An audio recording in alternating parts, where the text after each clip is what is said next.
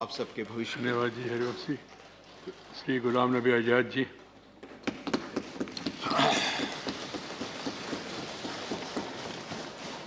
माननीय chairman sir,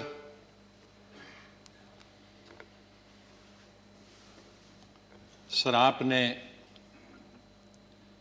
माननीय प्रधानमंत्री जी ने, माननीय डिप्टी चेयरमैन साहब ने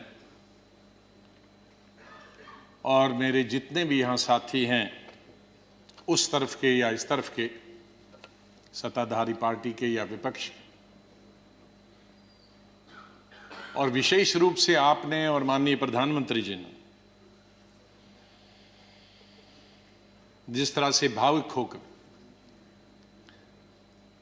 मेरे बारे में कुछ शब्द बताए, मैं बड़ी सोच में पड़ गया कि क्या कहूं मैं।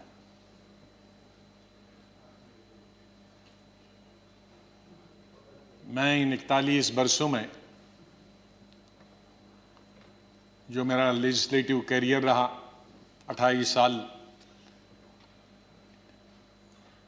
इस हाउस में, 10 साल लोकसभा में, 3 साल जम्मू कश्मीर की असेंबली में,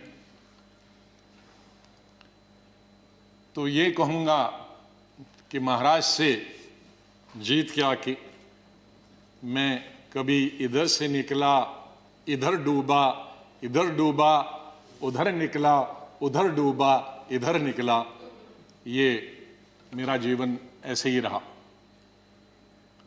और संघर्ष का जमाना रहा। और मैं आज बहुत सारी चीजों को छोटा करने के लिए कुछ शेरों में ही खत्म करते हैं। शायर जो होते हैं उनमें एक बड़ी ताकत होती है उनके शेरों में कि हम लोग अगर 10 घंटे का भाषण दें तो वो 2 शेर में खत्म कर देते हैं उसका। तो मैं उसका फायदा उठाना चाहता हूं, वरना अगर मैं इतने 41 साल के इस अनुभव को अगर कहना चाहूंगा तो बहुत समय लगेगा, कई हफ्ते महीने लगेंगे। लेकिन शुरू में करूंगा जिस बात से मैंने पॉलिटिकल कैरियर शुरू किया है, स्टूडेंट लाइफ। और कश्मीर में, जम्मू कश्मीर में मेरा, हालांकि मैं जम्मू से हूं, लेकिन मेरा डिस्ट्रिक्ट में, शमशेर सिंह जी जानते हैं, मुस्लिम मेजॉरिटी डिस्ट्रिक्ट, उसका असर कश्मीर का ज्यादा होता है, जम्मू का कम असर पड़ता है, विशेष रूप से मुस्लिम्स में। और उसके बाद कॉलेज और यूनिवर्सिटी तो मैं कश्मीर में ही पढ़ा। और गांधी को पढ़ता था मैं, नेहरू को पढ़ता था, मौलाना आजाद को पढ़ता था, इन 3 की। तो जो मैंने सीखा है देशभक्ति का स्कूल से लेकर, और वो देशभक्ति आज उन नौजवानों की नजर में जो सियाचिन में है, जो जम्मू कश्मीर में कई दशकों से है, ठंड में है, बर्फ में है, उनके नाम से शुरू करता हूं मैं। खून की मांग है इस देश की रक्षा के लिए, खून की मांग है इस देश की रक्षा के लिए, मेरे नजदीक ये कुर्बानी बहुत छोटी है, दे दो।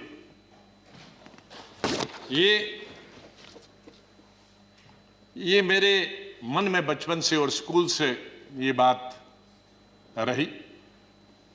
और जब मैं कश्मीर के सबसे बड़े college, SP college, Shri Pratap college में पढ़ता था,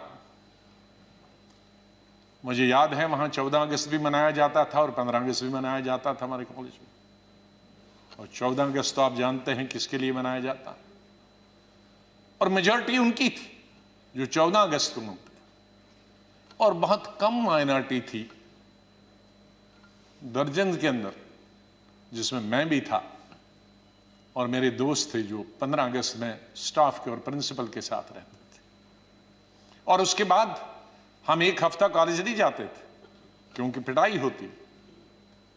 तो उस वक्त से निकलकर हम इस सोच के आए हैं जिस सोच में आज हम सब हैं। और मुझे खुशी है इस बात की कि इस सोच को बहुत सारे लोगों ने, और मैं बधाई देता हूं दूसरी पार्टीज को भी, वहां नेशनल कॉन्फ्रेंस हो, पीडीपी हो, बीजेपी तो शुरू से ही कौमी धारा की पॉलिटिक्स में थी, वो भी आहिस्ता आहिस्ता बड़े पैमाने पे आए और कश्मीर आगे बढ़ा। मेरी हमेशा ये सोच रही कि हम बड़े खुशकिस्मत हैं, जन्नत हिंदुस्तान ही है। मैं तो आजादी के बाद पैदा हुआ, लेकिन आज गूगल के जरिए मैं पढ़ता हूं, देखता हूं, सुनता हूं, यूट्यूब के जरिए पढ़ता हूं। मैं उन खुशकिस्मत लोगों में हूं जो पाकिस्तान कभी नहीं गया, लेकिन जब मैं पढ़ता हूं कि वहां किस तरह के हालात हैं पाकिस्तान के अंदर, तो मुझे गौरव महसूस होता है, मुझे फख्र महसूस होता है कि हम हिंदुस्तानी मुसलमान हैं। और बल्कि अगर मैं आज कहूंगा विश्व में किसी मुसलमान को अगर गौरव होना चाहिए, वो हिंदुस्तान के मुसलमान को गौरव होना चाहिए। हमने इन पिछले 30-35 सालों से अफगानिस्तान से लेकर इराक से लेकर और कुछ सालों पहले से देखे कि किस तरह से मुस्लिम देश खत्म हो जा रहे हैं एक दूसरे के अंदर और एक दूसरे से लड़ाई करते हुए। वहां हिंदू तो नहीं है, वहां कोई क्रिश्चियन तो नहीं है, वहां दूसरा तो नहीं है जो लड़ाई कर रहा है, आपस में लड़ाई कर रहे हैं। और जो कल्चर है, हमदर्द तो लोग पाकिस्तान के बहुत थे, सुनने में आया है, मैं कभी गया नहीं, लेकिन जो समाज में बुराइयां हैं, दूसरे मुल्क के बारे में नहीं कहना चाहिए, लेकिन हम गौरव से ये कह सकते हैं कि हमारे मुसलमानों में वो बुराइयां खुदा न करे कि कभी भी लाए। तो आज हम गौरव से ये कह सकते हैं। लेकिन यहां मेजॉरिटी कम्युनिटी को भी 2 कदम आगे बढ़ने की जरूरत है, तभी मेजॉरिटी कम्युनिटी 10 कदम आगे बढ़ी। मेरी हमेशा ये सोच रहेगी, पता नहीं शमशेर सिंह जी ने मेरी कश्मीर की चीफ मिनिस्टर बनने के बाद पहली पब्लिक मीटिंग के बारे में कभी सुना है कि नहीं। मैं जब सीएम बना तो पहली पब्लिक मीटिंग सीएम के तौर पे, आपको आश्चर्य होगा कहां ली होगी, वो मैंने सोपुर में ली, जहां के सोपुर में कोई कई दशकों से पब्लिक मीटिंग कोई कर नहीं सकता, आज भी नहीं कर सकता। शहर में तो नहीं की, लेकिन उसी कॉन्स्टिट्यूंसी में की जहां गिलानी साहब हैं, जो गिलानी साहब वहां से 3 दफा एमएलए चुन के आए। और उस पब्लिक मीटिंग में मैंने क्या कहा था कि मेरी सरकार जम्मू कश्मीर के लोगों की सरकार होगी, और अगर मेरी सरकार का कोई मंत्री धर्म की बुनियाद पर, मजहब की बुनियाद पर और पार्टी की बुनियाद पर इंसाफ करेगा, तो मुझे शर्म आएगी कि ऐसा मंत्री या ऐसा अफसर मेरे साथ काम कर रहा। तो मैं उसी सोच का हूं कि जहां भी जाएं मुझे प्यार मिला लोगों का, बहुत प्यार मिला। आनंद शर्मा जी ने जैसे बताया, शरद जी ने जैसे बताया कि उनको तो बहुत अरसे से जानता, मुझे सौभाग्य मिला और उसके लिए मैं बधाई देना चाहता हूं और धन्यवाद करता हूं। आज वो जिंदा नहीं, इंदिरा गांधी जी का, संजय गांधी जी का, जिनकी वजह से मैं यहां पहुंचा और फिर काम करने का अवसर मुझे तकरीबन 5 अध्यक्षों के साथ मिला और 4 या 5 प्राइम मिनिस्टरों के साथ मंत्रिमंडल में काम करने का मिला। लेकिन अवसर ये मिला कि मैं हिंदुस्तान के सभी 35-36 यूटीज और स्टेटों का इंचार्ज करने का अवसर मिला। तो आज मेरे दोस्त, भाई बहनें, मैं ये कह सकता हूं कि अंडमान से लेकर और लक्षद्वीप तक और कश्मीर से लेकर कन्याकुमारी तक, सिक्किम से लेकर गुजरात तक, ये बहुत एक चीज कमाई, बहुत कुछ सीखा मैंने इस पार्लियामेंट। मुझे अवसर मिला पार्टी के जनशक्ति या मंत्री के रूप में। वो इंदिरा जी के वक्त में मिला, राजीव जी के वक्त में मिला, सोनिया गांधी जी के वक्त में वो अवसर उन्होंने मुझे प्राप्त कराया, राहुल गांधी जी के वक्त में, और मुझे शायद बहुत सारे कम लोगों को ये अवसर प्राप्त हुआ होगा कि जो अपनी उम्र से दुगने के लोग थे और बड़े लीडर थे, उनके साथ पार्टी की तरफ से मीटिंग करने का मौका मिला और पार्टी के साथ कई नेगोशिएशन करने का मौका मिला। उनमें ज्योति बसु जी थी, करुणानिधि जी थे, जयललिता जी के साथ मैंने अलायंस किया, करुणाकरण जी थे, चंद्रशेखर जी थे, देवीलाल जी थे, मुलायम सिंह यादव जी थे, प्रकाश सिंह बादल जी से अलायंस तो नहीं किया, लेकिन कई चीज़ें जब मैं मिनिस्टर ऑफ स्टेट होम था तब कई मीटिंगें हुई। मैं जब देखता था implementation of Punjab accord, Assam accord, ये देखता था। IK गुजराल साहब से, शुभू सोरेन जी से, शाहब तंगल जी से, मुपनार जी से, फारूक साहब से, मुफ्ती साहब से, ये सब लोगों के साथ कई दफ़ा, और यही वजह है कि यहां भी उसी तरह से मैंने चलाया। 3 प्राइम मिनिस्टरों के साथ मैं पार्लियामेंट्री अफेयर्स मिनिस्टर रहा। मैं उस बात को भूल नहीं सकता कि इंदिरा जी फोतेदार जी और हमें बताती थी। फोतेदार जी पॉलिटिकल सेक्रेटरी थे, मैं यूथ कांग्रेस का प्रेसिडेंट था। कहा जरा अटल जी से भी संपर्क में रहा करो। बीजेपी ने उन्होंने कहा अटल जी से संपर्क में रहा करो। तो वो इस सोच की थी। बाद में राजीव जी जब प्राइम मिनिस्टर बने तो उन्होंने कहा भाई अब विपक्ष के जो लोग हैं उनके पास तो 2 MLA MP हैं, हमारा इतना बहुमत, उनको भी तो अपनी कॉन्स्टिट्यूंसी का काम करना होता होगा, उनसे भी जरा पूछा करो। जब पार्लियामेंट्री अफेयर्स में मिनिस्टर बना मैं उनके वक्त में राजीव गांधी के, तो फिर एक दफा फिर याद दिलाया कि आप बहुत सारे काम अपनी पार्टी के कराते हो, विपक्ष के भी कुछ करते हो। मैंने कहा मैं बिल्कुल उनके भी पूछता हूं, जो जो बताते हैं, हर चीज आपको बताने की जरूरत नहीं, हम अपने लेवल पे करते हैं। और बाद में मैंने यही चीज माननीय अटल बिहारी वाजपेयी जी से सीखी। 5 साल 91 से 96 तक मैं पार्लियामेंट्री अफेयर्स मिनिस्टर रहा और भी पोर्टफोलियोज थे मेरे पास। और अटल जी विपक्ष के नेता रहे, हमारे पास बहुमत नहीं था और अलायंस भी नहीं था, माइनॉरिटी गवर्नमेंट थी। और उस माइनॉरिटी गवर्नमेंट में अटल बिहारी जी वाजपेयी जी विपक्ष के नेता हो, यह हाउस चलाना कितना आसान मुश्किल हो सकता। लेकिन मैं कहूंगा कि सबसे आसान हाउस चलाना उन 5 साल में मुझे अटल जी की लीडरशिप हुआ।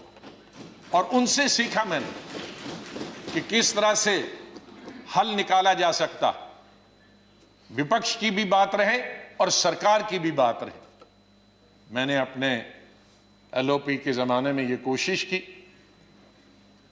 कि हम यहां आए हैं, लोगों ने हमको चुना है कानून बनाने के लिए, लोगों ने हमें चुना है कई मसलों का समाधान निकालने के लिए, हल निकालने के लिए, उनकी मुश्किलात, उनके लिए रोजगार पैदा करना, एम्प्लॉयमेंट करना, डेवलपमेंट करना, विकास करना, सड़कें, नहरें, स्कूल, कॉलेज, अस्पताल बनाना, बिजली पैदावार करना।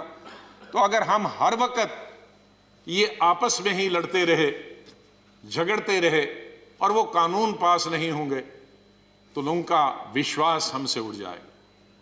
इसलिए जब भी मैं अपने साथियों को भी समझाता था कि इसको मिक्स करो, एक आध दिन विरोध दिखाओ, एक आध दिन झगड़ा करो और बाकी दिन डिस्कशन करें।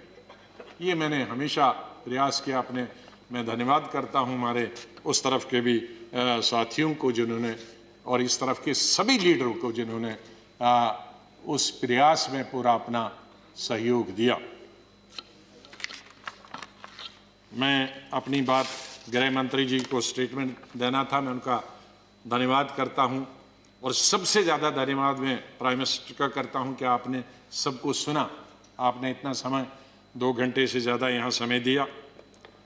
आप बहुत भावुक हुए और सच है, हकीकत अगर सच बताएं सर, मेरे माता पिता की जब डेथ हुई, मेरे आंखों से आंसू निकले, लेकिन मैं चिल्ला के रो नहीं पाया।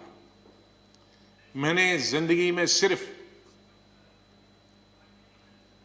चिल्ला के रोया। और जब रोता है इंसान तो वो कोई चिल्ला के रोने के लिए तो आपको आर्टिफिशियल होने की जरूरत नहीं। वो थी पहली संजय गांधी की मौत, इंदिरा गांधी की मौत, राजीव गांधी की मौत। अलग अलग जगह थी, क्योंकि तीनों मौतें अचानक हो गई थी। शायद अगर नेचुरल मौत होती तो वो चीख नहीं निकलती। और चौथी थी जब सुपर सुनामी आ गया था उड़ीसा में 99। मैं हॉस्पिटल गया अपने पिताजी को दिखाने के लिए, और उन्होंने कहा कि इनको गैलेपिंग कैंसर है। मुझे तब तक ये गैलेपिंग कैंसर का नहीं, कैंसर मालूम, गैलेपिंग। तो मैंने पूछा इसका क्या मतलब हुआ, कि ज्योग्राफिकल रेशो से बढ़ता है, 2 का 4, 4 का 8, 8 का 16, 16 का 64, जो बढ़ जाता है। और इसकी अपर लिमिट है 21 दिन। तो 21 दिन आप कहीं मत जाओ। दोपहर को मैं ये लेके आया और सुबह हमने प्रोग्राम बनाया कहीं जाने का, इनको घुमाएंगे। मिसेस गांधी का शाम को फोन आया कि वहां साइक्लोन है, कोई दूसरे जनरल सेक्रेटरी हैं वो जाना नहीं चाहते और तुम ही जा सकते हो। अब मैं उनको कहता कि मैं अगर मेरे डॉक्टर ने ये कहा है तो कहेंगी बहाना कर रहा। तो मैं अपने पिताजी को छोड़कर मैंने कहा 2 दिन में वापस आऊंगा। गुजरात के ये उड़ीसा के लोगों के लिए एक नई बात कहता हूं, क्योंकि इसका लुल्लू इसका गवाह था, वो इस दुनिया में नहीं रहा। हमारे कांग्रेस का यंग लीडर था, यूं बहुत हाउस होल्ड नेम है आज भी। उड़ीसा जब एयरपोर्ट पे पहुंचा तो 1000 आदमी था, लड़के। तो कहा सर पैदल चलना है, क्योंकि सारे पेड़ जो हैं, शहर पानी में है और सारे पेड़ सड़कों पर, तो ये 10-12 किलोमीटर पैदल चलना। चले हम। तो सबसे बड़ा काम क्या था पहला, और मिनिस्टर कोई नहीं, चीफ मिनिस्टर भाग गए थे, मिनिस्टर भाग गए थे, कोई एडमिनिस्ट्रेशन, कोई दुकानें तोड़कर मैंने उनकी लिस्ट बनाई पुलिस की मदद से कि उनको पैसे देंगे। बाद हमने हथियार लिए जंगल काटने के 3 रातें और 3 दिन। और अटल जी से जाते ही मैंने फोन पे संपर्क किया, अटल जी प्राइम मिनिस्टर, कि ये स्थिति है और हम सड़क तैयार करेंगे, तब आप आइए ताकि हम वहां समंदर तक पहुंच जाएं। 3 रात और 3 दिन हम तकरीबन 1000 लड़के यूथ कांग्रेस के मैंने लगाए काटने में और सड़क। फिर पीएम को फोन किया, फिर वो हेलीकॉप्टर से आए, फिर उनसे राशन मंगाया, फिर उसके बाद मैंने सोनिया गांधी जी को कहा। तो और वहां मैं रोया जब मैंने लाशें देखी, सैकड़ों लाशें तैर रही थी जब हम समंदर के किनारे तक पहुंचे। वहां मैं चिल्ला के रोया। वो 4थी दफा था। और 5वीं दफा जिसका उल्लेख माननीय प्रधानमंत्री जी ने किया और वो भावुक हुए। मैं 2005 में जब चीफ मिनिस्टर बना नवंबर में, और मई में जब दरबार कश्मीर में खुला, तो मेरा स्वागत गुजरात के मेरे भाइयों और बहनों की कुर्बानी से हुआ। मैं अभी 2 ही दिन पहले पहुंचा था, तो वहां स्वागत करने का मिलिटेंट का यही तरीका था कि आप हत्या करो गरीबों की तो वही स्वागत होता। उसका मतलब था कि हम हैं, इस गलतफहमी में न रहना। निषाद बाग जो कि राजभवन के साथ, वहां बस से उस पर लिखा था गुजरात की बस, उसमें हमारे तकरीबन 40-50 गुजरात के हमारे भाई बहनें टूरिस्ट, उस पे उन्होंने ग्रेनेड लगाया और मेरे ख्याल में दर्जन से ज़्यादा लोग वहीं हताहत हो गए और कई जख्मी हो गए। मैं फौरन तुरंत जगह पे पहुंचा, लेकिन तब तक पुलिस ने वो हटा दिया था। फिर मैं जैसे माननीय प्रधानमंत्री जी इन्होंने भी डिफेंस मिनिस्टर से बात की, मैंने प्रधानमंत्री जी से बात की, जहाज आया मी-8 उनको लेने के लिए। लेकिन जब मैं एयरपोर्ट पे पहुंचा तो जाहिर है सिक्योरिटी वाले कहते हैं कि सीएम आ रहे हैं, सीएम आ रहे हैं। तो एयरपोर्ट पे ये सब जाने के लिए तैयार थे। हमारे जख्मी भाई, छोटे छोटे बच्चे। तो जब मैं एयरपोर्ट पे पहुंचा तो इन बच्चों ने, जिसका किसी का पिता मर गया था, किसी की मां मर गई थी, वो रोते रोते मेरे टांगों से जब लिपट गए तो मैं जोर से मेरी आवाजें निकल गई, ए खुदा ये क्या तुमने किया। मैं कैसे जवाब दूं इन बच्चों को, मैं कैसे जवाब दूं उन बहनों को जो यहां तफरी के लिए आए थे, सैर के लिए आए थे, और आज मैं लाशें लेकर इनके हवाले कर रहा हूं उनके माता पिता की। तो ये भावुक होने की जरूरी बात है। आज हम ये अल्लाह से, भगवान से यही दुआ करते हैं कि इस देश से मिलिटेंसी खत्म हो जाए, इस देश से आतंकवाद खत्म हो जाए।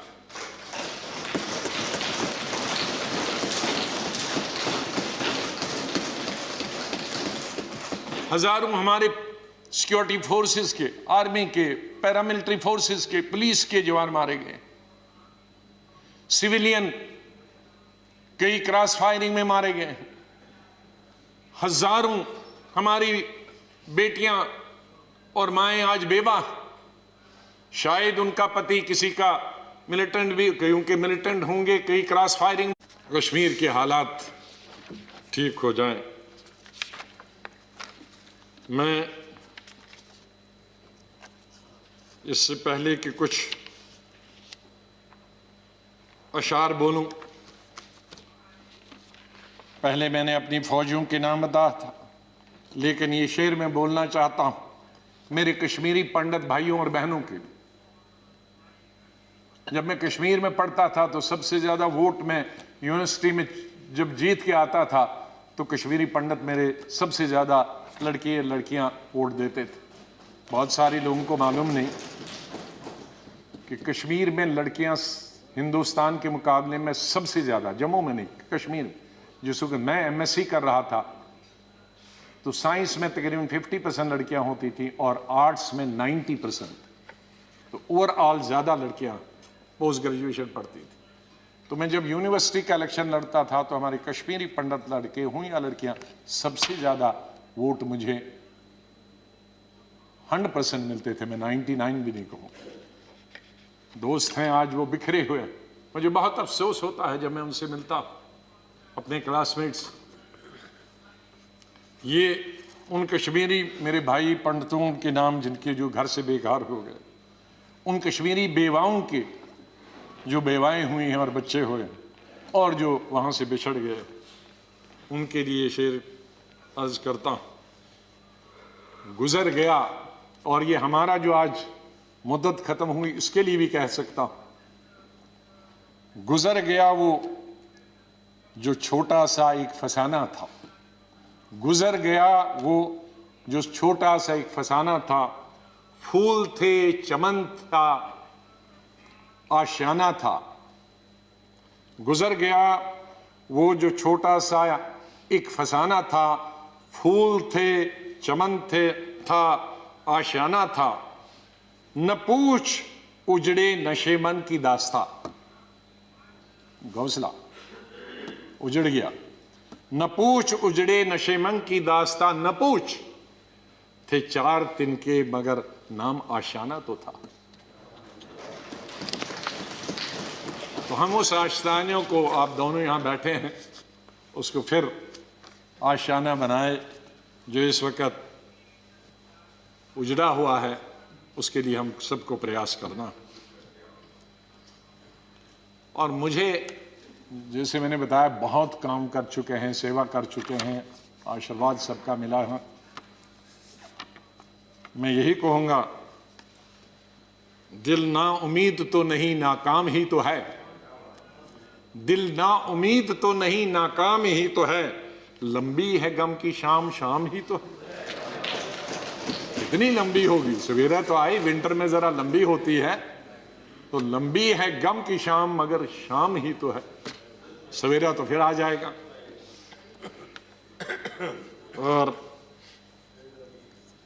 आखिर में ये कहूंगा, चाहे हम याद यहां ना होंगे, लेकिन फिर उसके लिए कहूंगा, बदलेगा न मेरे बाद भी मौजूए गुफ्तगू, बदलेगा न मेरे बाद भी मौजूए गुफ्तगू, मैं जा चुका हूंगा फिर भी तेरी महफिलों में रहूंगा। माननीय चेयरमैन साहब, मैं आपका बहुत बहुत धन्यवाद करता हूं।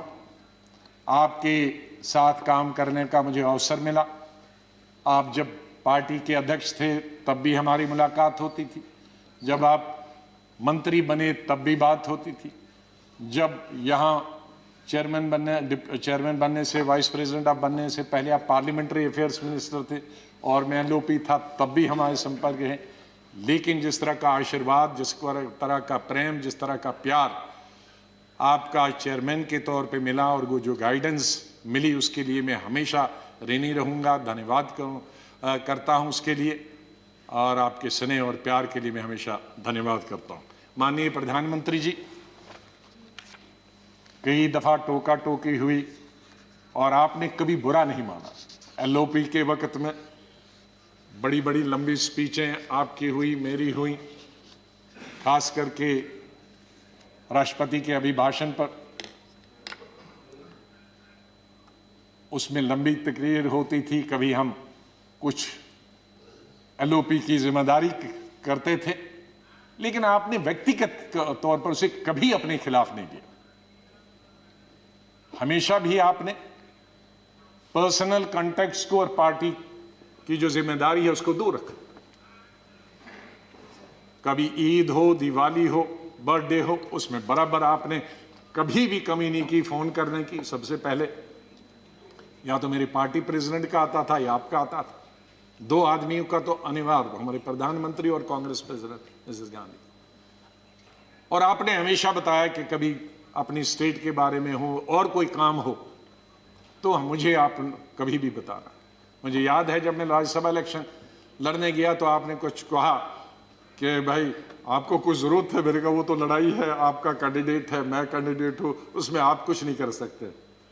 तो ये एक पर्सनल टच जो होता, आदमी भावुक हो जाता, आदमी सेंटिमेंटल हो जाता, आदमी इमोशनल होता। और मेरे संपर्क तो विपक्ष के साथ आज से नहीं, जब पहली दफा मैं एमओएस बना था तब से लेकर आज तक, क्योंकि हम मिलके ही देश को चला सकते हैं। लड़ाई करके, गालियां देकर नहीं, हम अपनी बात अपने भाषणों के जरिए कर सकते हैं। मैं आपका बहुत धन्यवाद करता हूं। मैं माननीय डिप्टी चेयरमैन साहब, मेरे यहाँ हम बेंचमेट रहे, वो हमेशा मुझे याद रहेगा। बहुत सिंपल आदमी है, स्ट्रेट फॉरवर्ड है। कभी कभी हम नाराज़ होते हैं स्ट्रेट फॉरवर्ड, लेकिन स्ट्रेट फॉरवर्ड हमेशा वो लोग नाराज़ होते हैं। और शरद पवार जी से लेकर और यादव जी से लेकर और सब लोग हमारे लीडरों का तो मैं बहुत ही धन्यवाद, सब लेफ्ट राइट एंड सेंटर, नाम क्यों कि कुछ लूँगा तो बहुत सारे हमारे साथी नाराज़ होंगे। तो चेयरमैन साहब से लेकर और प्रधानमंत्री जी से लेकर, मैं सेक्रेटरी जनरल साहब का कैसे और सेक्रेटरीट का कैसे धन्यवाद कर सकता हूँ, मुश्किल है करना, क्योंकि इनका सहयोग मिला बहुत। हमेशा हर वक्त जब भी हमने कुछ चाहा, इंफॉर्मेशन पार्लियामेंट की या कोऑर्डिनेशन के बारे में आप तक पहुंचने की बात की, तो सेक्रेटरी जनरल साहब ने और सेक्रेटरीट ने हमने हमेशा हमारी मदद की है। और आखिर इस शेर से मैं आपसे विदाई लेता हूं, और इंशाल्लाह हम मिलते रहेंगे, चाहे यहाँ नहीं मिले लेकिन आगे एक दूसरे के पास आ जा सकते हैं। नहीं आएगी, मैं आप लोगों से बोल, नहीं आएगी याद तो बरसों नहीं आएगी, मगर जब याद आओगे तो बहुत याद आओगे। धन्यवाद गुलाम नबी जी.